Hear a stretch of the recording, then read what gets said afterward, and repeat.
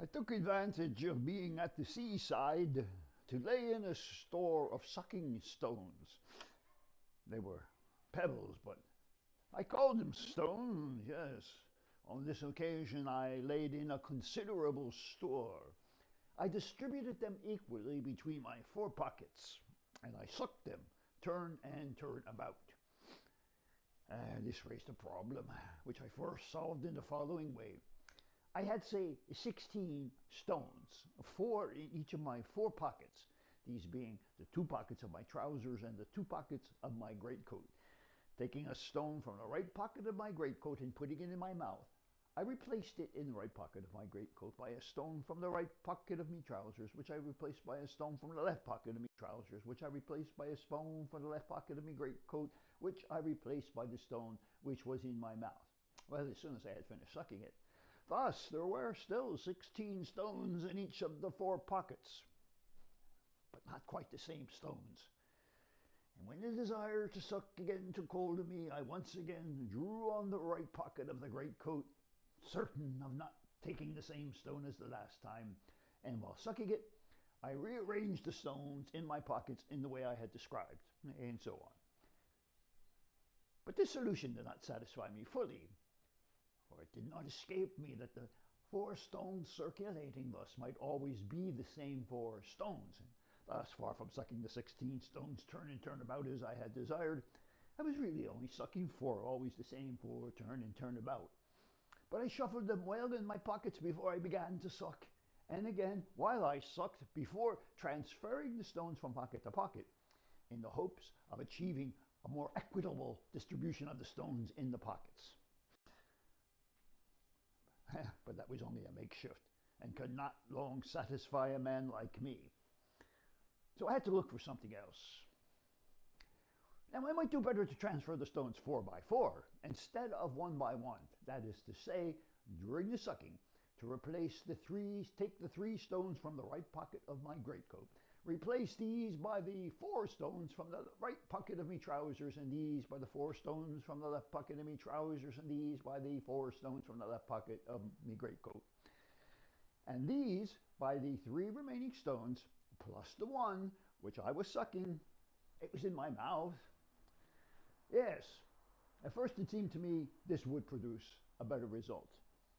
But on further reflection, I had to change my mind and confess that the circulation of the stones 4 by 4 amounted to exactly the same thing as their circulation 1 by 1. For if I was certain of finding in the right pocket of my greatcoat 4 stones totally different from their immediate predecessors, the possibility nevertheless remained of my always chancing on the same stone time after time. So I had to come up with something, a different mode of circulation. I mean, it was obvious that if I could increase my pockets, I was bound to increase my chances of enjoying the stones in the way I had planned, that is to say, one after the other, until their number was exhausted. Had I 8 pockets, for example, instead of the 4 that I did have, oh, well then even the most diabolical hazard could not prevent me from sucking at least 8 of my 16 stones. But the truth is, I should have needed 16 pockets to be quite easy in my mind. And for the longest time I could see no other solution than this, that short of having 16 pockets, each with its own stone, I could never reach the goal I had set for myself, short of an extraordinary hazard. Oh, and if in a pinch I could double the number of pockets by dividing each pocket in 2 with the help of a few safety pins, let us say. To quadruple them seemed to be more than I could manage, and I was getting tired of all this back and forth and running out of it.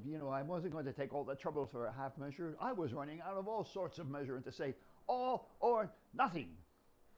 And if I was tempted for an instant to achieve a more equitable proportion of the stones in the pockets, it was only for, like if I could reduce the number of the former to the number of the latter, it was only for an instant. Or it would have been an admission of defeat. Well, there I sat on the shore, before the sea, the The 16 stones spread out before my eyes. I gazed at them in anger and perplexity. Oh, then one day suddenly it dawned on me.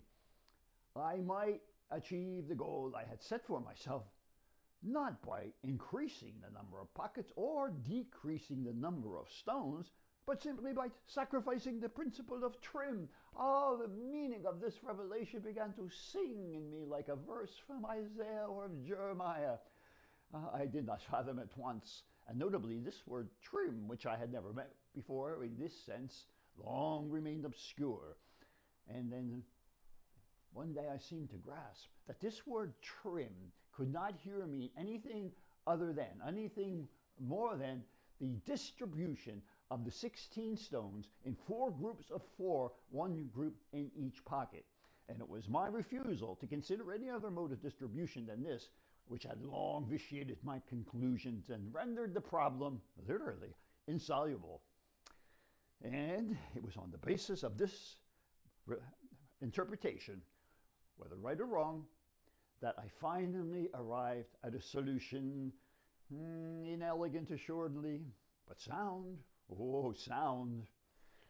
Now, I do believe that, and I firmly believe that other solutions may have been found to this problem, or it may still be found, just as sound, but much more elegant than the one I shall describe here now, which if I can.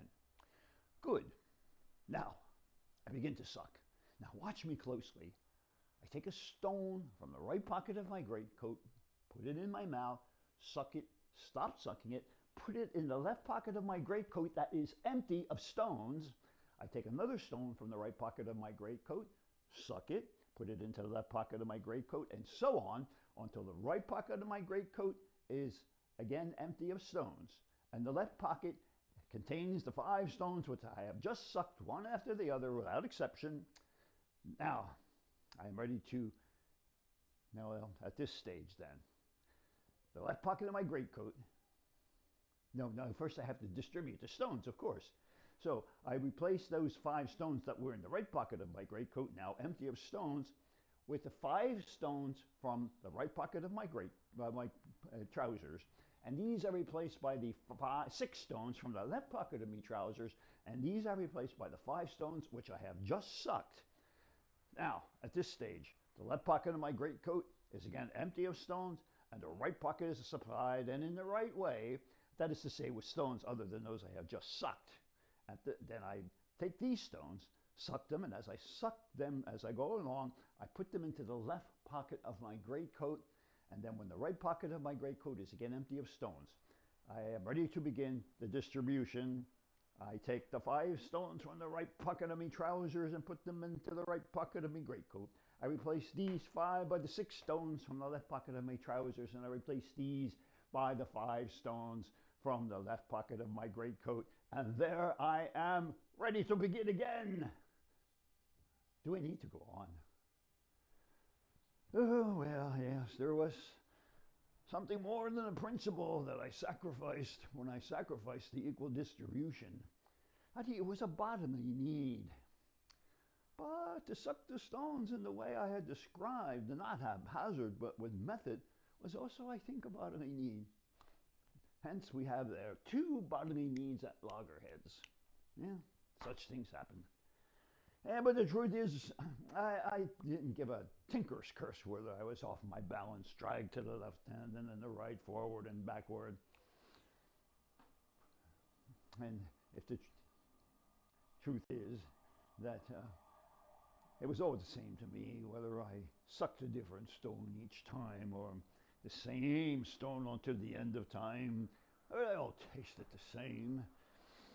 And if I had gathered 16 stones, it was not in order to ballast myself in such a way, or to suck the stones in such a way one after the other, but simply to have a little store so as never to be without. But deep down, I give a tinker's curse whether I was without any. When they're all gone, they'd be all gone. I wouldn't be any the worse off, or hardly any. And a solution to which I rallied to in the end, was to throw away all the stones except for one, which I keep now in one pocket, now in another, and which of course I have soon lost, or gave away, or threw away, or swallowed.